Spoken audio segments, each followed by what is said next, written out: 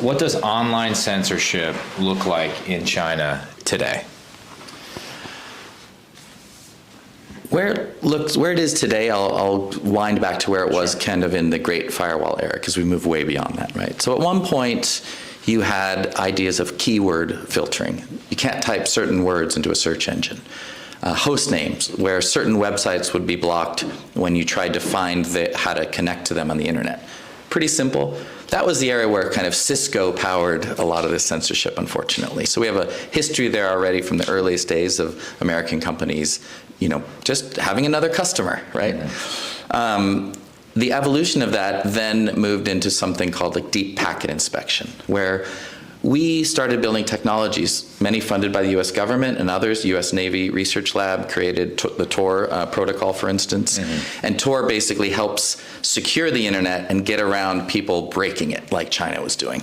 And so through things like Tor and other circumvention technology, activists in China and journalists and anyone really were able to get around those basic blocks.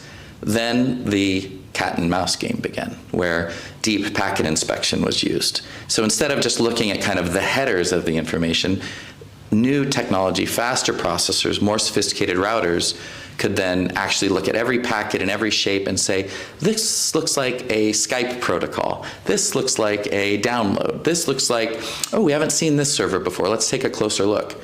This was all automated in real time, but backed by hundreds, thousands of people, right, who could sort of power that system.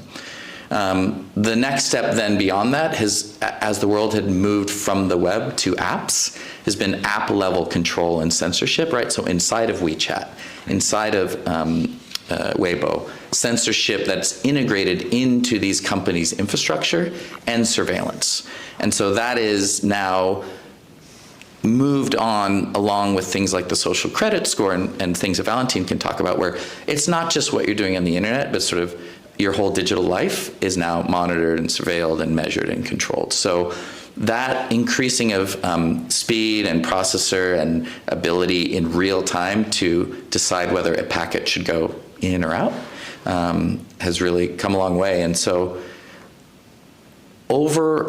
the overriding thing I want you all to feel is the idea of fear, that chilling effect, that now you can't even try to go to a website.